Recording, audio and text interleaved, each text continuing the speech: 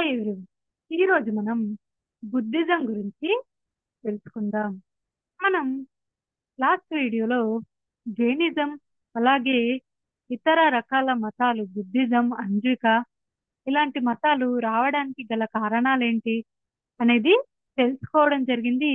అంతేకాకుండా జైనిజం గురించి detail information అనేది తెలుసుకోవడం జరిగింది.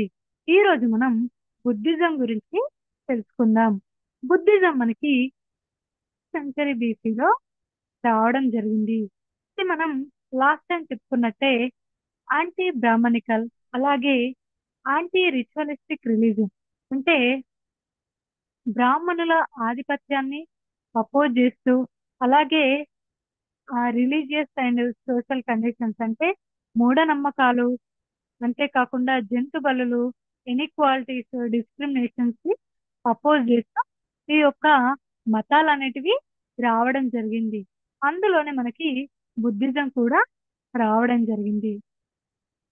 మనం ముందుగా ఇప్పుడు బుద్ధిజం ఫౌండర్ ఎవరు, అతని ఫ్యామిలీ బ్యాక్గ్రౌండ్ ఏంటి, అలాగే అతను తన జీవితంలో జరిగిన సంఘటనలు ఏంటి అనే దాని గురించి మనం ఇప్పుడు తెలుసుకుందాం. సో గౌతమ బుద్ధ అనే అతను మనకి బుద్ధిజం యొక్క ఫౌండర్. ఇతను శాక్య ట్రైబ్ కి చెందిన అతను.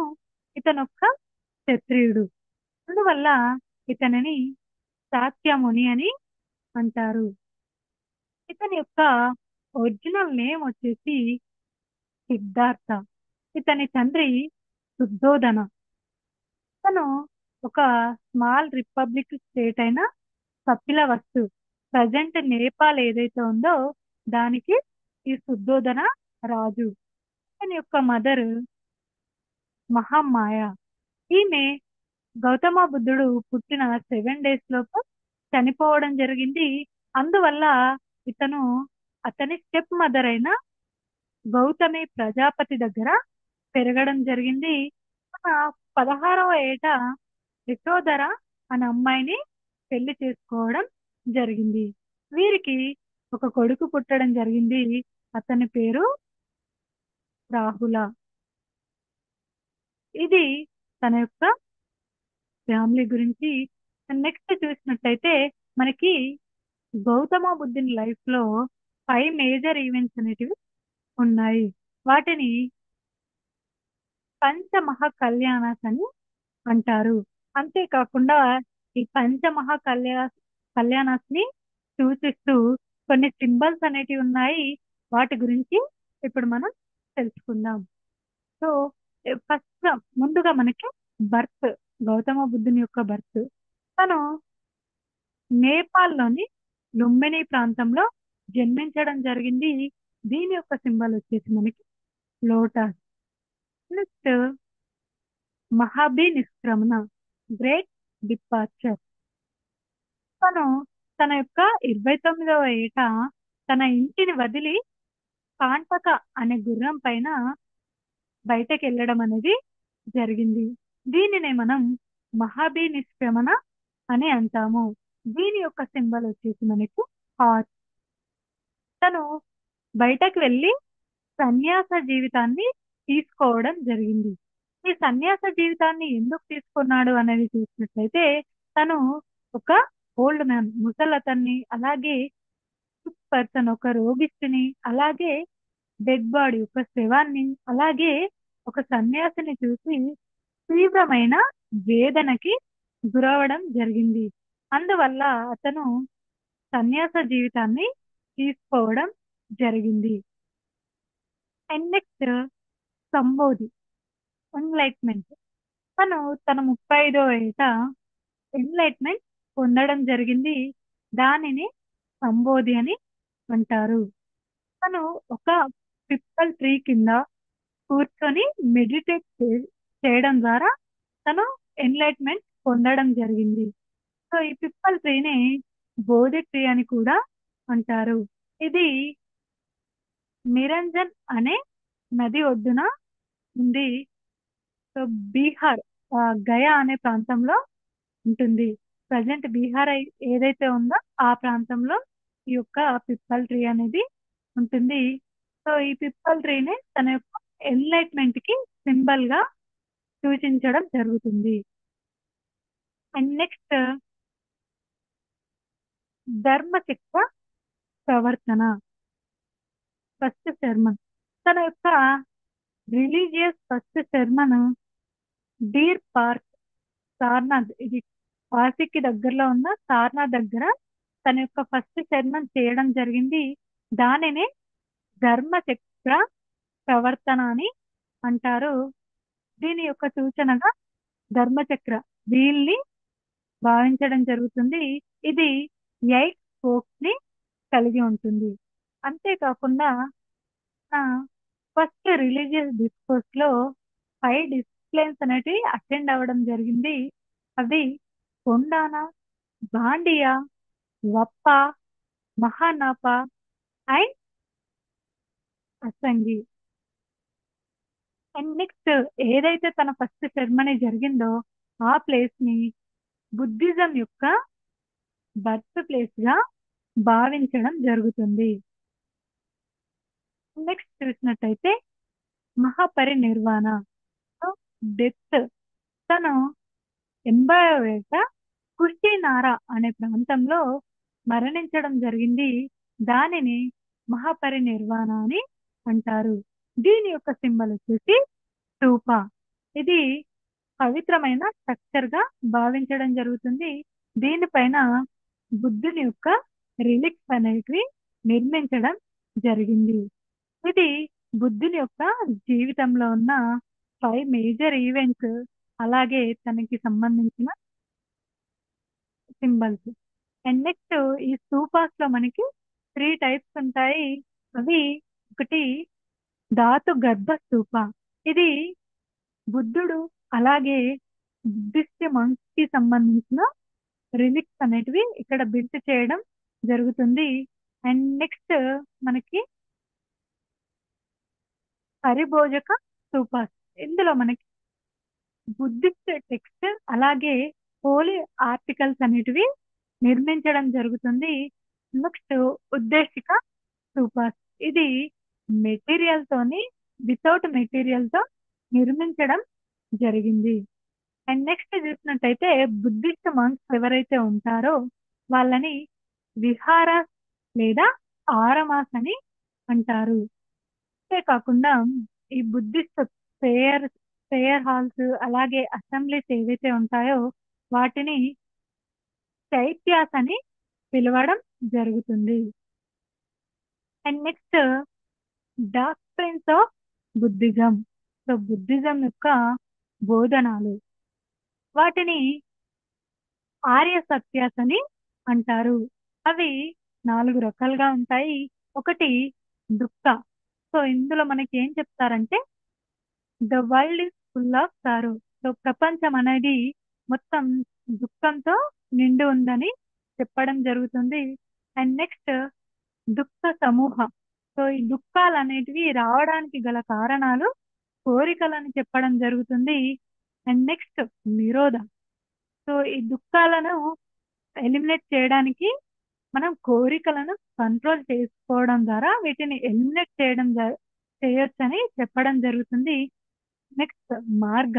సో ఆ ఎలిమినేట్ చేయడం గల మార్గాలను ఏంటని చూసినట్టయితే అష్టాంగ మార్గ. దీనినే మనం 8 ఫోల్డ్ పాత్ అని అంటాము. సో మనకు వచ్చే దుఃఖాలు కానీ అలాగే సఫరింగ్ కానీ వీటన్నిటిని మనం అష్టాంగ మార్గ, మన కోరికలు ఏవైతే ఉన్నాయో వాటిని కంట్రోల్ చేస్తూ ఎలిమినేట్ చేయొచ్చని ఇందులో మనకి చెప్పడం జరుగుతుంది. అవి మనకి ఒకటి వచ్చేసి రైట్ యాక్షన్, సరైన క్రియ లేదా చర్య. నెక్స్ట్ రైట్ విజన్, సరైన దృష్టి. నెక్స్ట్ రైట్ స్పీచ్, సరైన మాట. Next right aim and right effort, సరైన శ్రమ. నెక్స్ట్ రైట్ లైవ్లీహుడ్, సరైన జీవన విధానం. And next right awareness and right meditation, సరైన ధ్యానం. సో వీటన్నిటిని మనం సరైన మార్గంలో ఉంచితే మన యొక్క కోరికలను కంట్రోల్ చేసి మన యొక్క దుఃఖాలను ఎలిమినేట్ చేయొచ్చని ఈ అష్టాంగ మార్గంలో చెప్పడం జరిగింది. ఇది మన బుద్ధుని యొక్క డాక్ట్రిన్. నెక్స్ట్ ప్రత్యుత్య సముపాద. సో ఇది మనకి అనదర్ డాక్ట్రిన్ ఆఫ్ బుద్ధిజం. ఇది మనకి కాజ్ అండ్ ఎఫెక్ట్ యొక్క రిలేషన్ గురించి చెప్పడం జరుగుతుంది. సో మానవుడు చేసే మ్, చర్యలు ఏవైతే ఉంటాయో వితౌట్ కాజ్ అండ్ ఎఫెక్ట్ లేకుండా అవి ఏవి జరగవు అని ఇది మనకి చెప్పడం జరుగుతుంది. And next middle path. So మనం మన జీవితంలో ఏదైనా ఎక్స్ట్రీమిస్ట్కి వెళ్ళొద్దు. ప్రతి దాంట్లో ఆ ఎక్స్ట్రీమ్స్ ఏవైతే ఉంటాయో వాటిని అవాయిడ్ చేయాలి, బ్యాలెన్స్డ్ గా ఉండాలని ఈ మిడిల్ పాత్ అనేది మనకి చెప్పడం జరుగుతుంది. చూసినట్టయితే మనకి బుద్ధిస్ట్ కౌన్సిల్స్. సో ఇందులో మనకి 4 రకాల కౌన్సిల్స్ అనేటివి ఉంటాయి. ఇవి మనకి సో బుద్ధిజం లో ఉన్న టీచింగ్స్ గురించి, అలాగే ఇష్యూస్ గురించి, అందులో ఉన్న సెక్ట్ గురించి డిస్కస్ చేయడానికి ఈ యొక్క బుద్ధిస్ట్ కౌన్సిల్స్ అనేటివి పెట్టడం జరిగింది. సో వాటి గురించి ఇప్పుడు మనం చూద్దాం. మొట్టమొదటిది మనకి 483 బీసీలో రాజగృహ అనే ప్రాంతంలో జరిగింది. దీని యొక్క ప్రెసిడెంట్ వచ్చేసి మనకి మహాకాశ్యప. సో దీని యొక్క కాంటెంపరీ చూసినట్టయితే అజాత శత్రు మనకి ఈ ఫస్ట్ కౌన్సిల్ యొక్క కాంటెంపరీ కింగ్. దీని యొక్క మెయిన్ ఆబ్జెక్టివ్ చూసినట్టయితే బుద్ధుని యొక్క టీచింగ్స్ ఏవైతే ఉన్నాయో వాటి గురించి తెలియజేయడం. ఇక్కడ చూసినట్టయితే మనకి ఆనంద, ఇది బుద్ధుని యొక్క డిసిప్లిన్. ఇది పీఠకతో బోధించడం జరిగింది, పీఠకాన్ని పాటించడం జరిగింది. అండ్ నెక్స్ట్ ఉపాలి, ఇది వినయ పీఠకాన్ని పాటించడం జరిగింది. అండ్ నెక్స్ట్ చూసినట్టయితే మనకి 383 బీసీలో వైశాలి దగ్గర రెండవ కౌన్సిల్ జరిగింది. దీని యొక్క ప్రెసిడెంట్ మనకి సభాకామి. దీని యొక్క కాంటెంపరీ కింగ్ మనకి కాలకోశ. ఇది 2 గ్రూప్స్ గురించి, బుద్ధిజంలో 2 గ్రూప్స్ గురించి ఇది మనకి తెలియజేయడం జరిగింది. ఇక్కడ మనకి అవంతి మంక్స్ ఎవరైతే ఉన్నారో వాళ్ళు మహాకాత్యాయన కింద, తన యొక్క లీడర్స్ కింద ఉండేవాళ్ళు. వీళ్ళ ద్వారా మనకి థేరవాద అలాగే సవిరవాద అనే సెక్ట్స్ ఏర్పడడం జరిగింది. నెక్స్ట్ వాజీ మంక్స్ ఎవరైతే ఉన్నారో వాళ్ళు మహాకాశ్యప కింద లీడర్షిప్ కింద ఉండేవాళ్ళు. వాళ్ళ ద్వారా మనకి మహాసాంఘిక సెక్ట్ అనేది ఏర్పడడం జరిగింది. అండ్ నెక్స్ట్ థర్డ్ కౌన్సిల్ చూసినట్టయితే మనకి 250 బీసీలో జరిగింది. ఇది పాటలీపుత్ర దగ్గర జరగడం జరిగింది. దీని యొక్క ప్రెసిడెంట్ చూసినట్టయితే మొగలి పుట్ట తీసా. దీని యొక్క కాంటెంపరీ కింద మనకి అశోక. ఇది బుద్ధిజంలో ఉన్న వేరియస్ ఇష్యూస్ గురించి థర్డ్ కౌన్సిల్లో డిస్కస్ చేయడం అనేది జరిగింది. అందులో అభిధామ పీఠక అలాగే బుద్ధిస్ట్ మిషనరీస్ గురించి ఇక్కడ మనకి డిస్కస్ చేయడం అనేది జరిగింది. సో ఫోర్త్ కౌన్సిల్ మనకి 1st సెంచరీ ఏడీలో కుండలవన, కాశ్మీర్లోని కుండలివన దగ్గర జరిగింది. దీని యొక్క ప్రెసిడెంట్ మనకి వసుమిత్ర. సో వైస్ ప్రెసిడెంట్ అనేవాళ్ళు అశ్వఘోష. ఇది మనకి కాంటెంపరీ కింగ్ చూసినట్టయితే కనిష్క, 4th కౌన్సిల్ యొక్క కాంటెంపరీ కింగ్. ఇందులో మనకి 18 సెక్ట్స్, బుద్ధిజంలో మనకి 18 సెక్ట్స్ ఉంటాయి కదా, వాటి గురించి డిస్కస్ చేయడం జరిగింది. ఆ 18 సెక్ట్స్ మనకి మేజర్ గా 2 సెక్ట్స్ గా ఏర్పడడం జరిగింది. అవే మనకి హీనయాన అండ్ మహాయాన. సో ఇప్పుడు మనం హీనయాన అండ్ మహాయాన గురించి చూద్దాం. So Hinayana and Mahayana, so ఇంతకుముందు మనం చెప్పుకున్నట్టు ఇది 4th బుద్ధిస్ట్ కౌన్సిల్లో డిస్కస్ చేయడం అనేది జరిగింది. ఇందులో మనకి 18 సెక్ట్స్ ఉండే, అవి 2 మేజర్ సెక్ట్స్ గా ఏర్పడడం జరిగింది. అవే హీనయాన అండ్ మహాయాన. ఇందులో మనకి సవిరవాద, థేరవాద, సమితీయ అండ్ మహిషాసక, అలాగే ఇంకొన్ని ఇతర సెక్ట్స్ కలిపి మనకి ఈ యొక్క హీనయాన సెక్ట్ అనేది ఏర్పడడం జరిగింది. నెక్స్ట్ మహాసాంఘిక, చైత్యక, అలాగే హైమావతి అండ్ పూర్వ శైల్య, ఉత్తర శైల్య, అపార శైల్య, దీంతో పాటు ఇతర సెక్ట్స్ కలిపి మనకి మహాయాన సెక్ట్ అనేది ఏర్పడడం జరిగింది. ముందుగా మనం హీనయాన, మహాయాన సెక్ట్ కి సంబంధించిన డిఫరెన్సెస్ గురించి చూద్దాం. సో హీనయాన సెక్ట్ లో మనకి ఎవరైతే చేంజెస్ కావాలనుకున్నారో ఆ చేంజెస్ జరిగాయో వాటిని వీళ్ళు అపోజ్ చేయడం జరిగింది. సో అందువల్ల వీళ్ళని యాంటీ చేంజర్స్ అని పిలవడం జరిగింది. అండ్ మహాయానలో వీళ్ళు ఆ చేంజెస్ ని నెసెసరీ చేంజెస్, సిచ్యువేషన్ కి తగ్గట్టు చేంజెస్ ఏవైతే ఉంటాయో వాటిని ఈ మహాయాన వాళ్ళు యాక్సెప్ట్ చేయడం జరిగింది. అందువల్ల వీళ్ళని ఫ్లో చేంజెస్ అని పిలవడం జరిగింది. అండ్ నెక్స్ట్ వీళ్ళు మాట్లాడే భాషను చూసినట్టయితే పాలీ లాంగ్వేజ్. అండ్ నెక్స్ట్ మహాయానలో వీళ్ళు పాలీ లాంగ్వేజ్ ని వదిలేసి సంస్కృత్ లాంగ్వేజ్ ని తీసుకోవడం జరిగింది. అండ్ హీనయాలలో వీళ్ళు ఇండివిజువల్ సాల్వేషన్ ని నమ్మడం జరిగింది. మహాయానలో సాల్వేషన్ టు ఆల్ అని నమ్మడం జరిగింది. నెక్స్ట్ హీనయాలలో వీళ్ళు బుద్ధుని యొక్క సింబల్స్ ఏవైతే ఉంటాయో వాటిని ఆరాధించడం జరిగింది.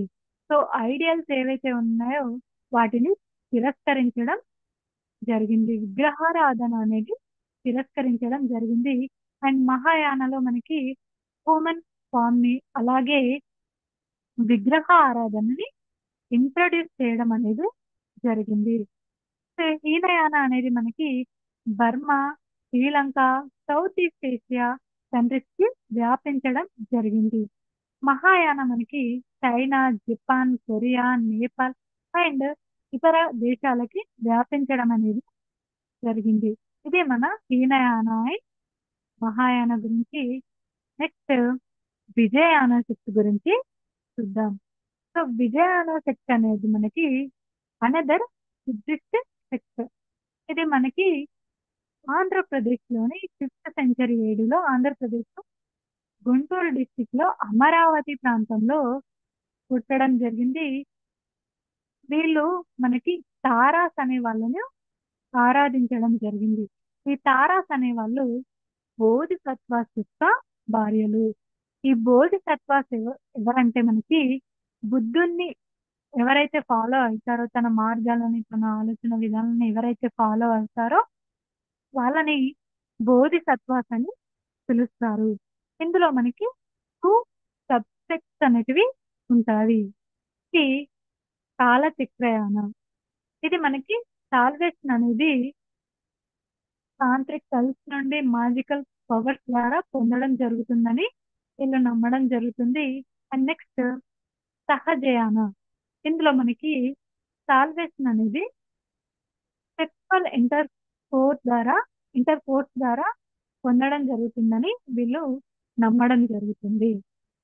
సో ఇది మన వజ్రయాన సెక్ట్. ఇది ప్రజెంట్ ఓన్లీ టిబెట్ లో మాత్రమే ఉంది. అండ్ నెక్స్ట్ చూసినట్టయితే బుద్ధ్ షేర్డ్ టెక్స్ట్. వీటిని త్రిపిటకాస్ అని అంటారు. ఇవి 3 టైప్స్ ఉంటాయి. ముందుగా మనం సుప్తపీఠక గురించి చూద్దాం. సుప్తపీఠకాల మనకి బుద్ధుని యొక్క బోధనాల గురించి ఎక్స్ప్లెయిన్ చేయడం జరిగింది. ఇందులో మనకి 5 టైప్స్ ఆఫ్ కలెక్షన్స్ ఉంటాయి. వాటిని నికాయాస్ అని అంటారు. ముందుగా మనం దిగానియ గురించి, నికాయ గురించి చూద్దాం. ఇందులో మనకి 4 నోబెల్స్, అష్టాంగ మార్గ, అలాగే మహాపరి నిర్వాణ సూత్ర గురించి ఇందులో మనకి ఉంటుంది. నెక్స్ట్ మధ్యమ నియత. ఇందులో మనకి బుద్ధుడు అలాగే ఇతర మతాలు జైన, అంజిక కి సంబంధించిన రిలేషన్స్ గురించి ఉంటుంది. నెక్స్ట్ అంగుత్తర నియక, ఇది మనకి ఇంపార్టెంట్ అని చెప్పవచ్చు. ఎందుకంటే ఇందులో మనకి మహాజన పదాస్ గురించి డిస్కస్ చేయడం జరుగుతుంది. మహాజన పదాస్ అనేది మనకి బుద్ధుని యొక్క కాలంలో రావడం జరిగింది. ఇవి 16 మహా రాష్ట్రాలని మనం చెప్పగలము. నెక్స్ట్ సంయుక్త నియక, అలాగే కుండక నియక. సో కుండక నియక అనేది మనకి ఒక ఎక్స్పెన్సివ్ నియక అని చెప్పవచ్చు. అంతేకాకుండా ఇందులో జాతకాస్ అనేవి విటల్ పార్ట్స్ అని మనం చెప్పవచ్చు. ఎందుకంటే ఇక్కడ బుద్ధుడు అలాగే బోధిసత్వాకి సంబంధించిన 550 స్టోరీల గురించి ఇది డీల్ చేయడం జరుగుతుంది. అందులో ఇంపార్టెంట్వి చూసినట్టయితే మనకి మందాత జాతక, భీమసేన జాతక, తుల్ల కళింగ జాతక, శ్వేత గజ జాతక అనేవి ఇంపార్టెంట్. అండ్ నెక్స్ట్ దీంతో పాటు మనకి బుద్ధ వంశ, సుత్తాని పాట, అలాగే దమ్మపాద, తేరిగాత అండ్ తేరగాత అనేవి మనకి ఈ కుండక నియకాలో ఇంపార్టెంట్ విభాగాలు. అండ్ నెక్స్ట్ సెకండ్ వన్ మనకి వినయ పీఠక. వినయ పీఠక అనేది మనకి ఉపాలిలో కంపోజ్ చేయడం జరిగింది. ఈ ఉపాలి అనేది బుద్ధుని యొక్క డిసిప్లిన్. ఇందులో మనకి కోడ్ ఆఫ్ కండక్ట్ గురించి డిస్కస్ చేయడం జరుగుతుంది. ఇందులో మనకి 3 పార్ట్స్ ఉంటాయి. అవి Patimokkha, Sutta Vibhanga and Khandaka. Next Abhidhamma Pitaka. So Abhidhamma Pitaka అనేది మనకి థర్డ్ బుద్ధిస్ట్ కౌన్సిల్లో రాయడం జరిగింది. దీని యొక్క మొగలి పుట్టతీత అనే అతను దీని యొక్క ఆథర్ అని నమ్మడం జరుగుతుంది. దీనిలో మనకి ఫిలాసఫికల్ ఇంటర్ప్రిటేషన్స్ గురించి ఉంటుంది. And next similarities and differences between Buddhism and Jainism గురించి చూద్దాం. సో ఇదంతా కూడా మనకి బుద్ధిజం గురించి. ఇప్పుడు మనం బుద్ధిజం జైనిజం లో ఉన్న సిమిలారిటీస్ అలాగే డిఫరెన్స్ గురించి చూద్దాం. సో ఈ బుద్ధిజం అండ్ జైనిజం అనేవి రెండు కూడా మనకి న్యూ రిలీజియన్స్ అని చెప్పుకోవచ్చు. ఇవి ఆల్మోస్ట్ మనకి సేమ్ కండిషన్స్ అలాగే సేమ్ బోధనాలను కలిగి ఉంటాయి. ఇవి రెండు కూడా రిచువలిస్టిక్ వేదిక్ ఫెయిత్ ని అలాగే బ్రాహ్మణికల్ సుప్రీమస్ ని రిజెక్ట్ చేయడం జరిగింది. అంతేకాకుండా ఇవి ఈక్వాలిటీ కావాలని కోరడం జరిగింది. సోషల్ లేటర్ వేదిక్ పీరియడ్ లో ఉన్న సోషల్ అండ్ రిలీజియస్ కండిషన్స్ ఏవైతే ఉన్నాయో వాటిని ఇవి అపోజ్ చేయడం జరిగింది. సో సోషల్ గా చూసినట్టయితే మనకి డిస్క్రిమినేషన్ ఇన్ఈక్వాలిటీని అపోజ్ చేయడం అనేది జరిగింది. అండ్ నెక్స్ట్ ఈ రెండు మతాల యొక్క ఫౌండర్స్ చూసినట్టయితే వీళ్ళు రాయల్ ఫ్యామిలీకి చెందిన వాళ్ళు, క్షత్రియ వర్ణానికి వీళ్ళు చెందిన వాళ్ళు. అంతేకాకుండా వీళ్ళిద్దరు కూడా రిపబ్లికన్ స్టేట్ కి చెందిన వాళ్ళు. అండ్ నెక్స్ట్ బుద్ధుని యొక్క అష్టాంగ మార్గ అలాగే జైనిజం యొక్క 5 డాక్ట్రిన్స్ అనేవి ఆల్మోస్ట్ మనకి సేమ్ ఉంటాయి. నెక్స్ట్ రెండిట్లో కూడా మనకి నాన్ వైలెన్స్, బర్త్, రిబర్త్, కర్మ అండ్ మోక్ష అనేవి ఇంటర్ కార్పొరేట్ చేయడం జరుగుతుంది. ఇది మన బుద్ధిజం అండ్ జైనిజం లో ఉన్న సిమిలారిటీస్. అండ్ నెక్స్ట్ డిఫరెన్సెస్ చూసినట్లయితే మనకి బుద్ధిజం అనేది జైనిజం అనేది బుద్ధిజం కంటే చాలా పురాతనమైనది. అంతేకాకుండా జైన్స్ అనే వాళ్ళు ప్రాకృత్ లాంగ్వేజ్ మాట్లాడే వాళ్ళు. సో బుద్ధిస్ట్ మనకి పాలీ లాంగ్వేజ్ అనేది వాడడం జరిగింది.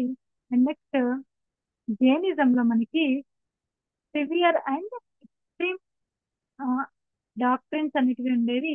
అండ్ బుద్ధిజంలో చూసినట్టయితే మనకి మిడిల్ పాత్ అనేది ఉండేది. నెక్స్ట్ జైనిజంలో మనకి వాళ్ళు గాడ్స్ ని ఇగ్నోర్ చేయడం జరిగింది. బుద్ధిజంలో మనకి అవుట్ రైట్లీ రిజెక్ట్ చేయడం అనేది జరిగింది. బుద్ధిజం మనకి ఇండియాని క్రాస్ చేసి వివిధ దేశాలకి స్ప్రెడ్ అవడం అనేది జరిగింది. కానీ ఎక్కడైతే తను బుద్ధిజం సృష్టించబడిందో అక్కడ మాత్రం డిసపియర్ అవ్వడం అనేది జరిగింది. కానీ జైనిజం అనేది మనకి హిస్టారికల్ గా చాలా కాలం వరకు ఇండియాలోనే సర్వైవ్ అవ్వడం జరిగింది, ఇతర కంట్రీస్ కి వెళ్ళకుండా. ఇది మన బుద్ధిజం అండ్ జైనిజంలోని డిఫరెన్సెస్. ఈ వీడియో కనుక మీకు నచ్చినట్లయితే లైక్ చేయండి, షేర్ చేయండి, సబ్స్క్రైబ్ చేయండి. Thank you.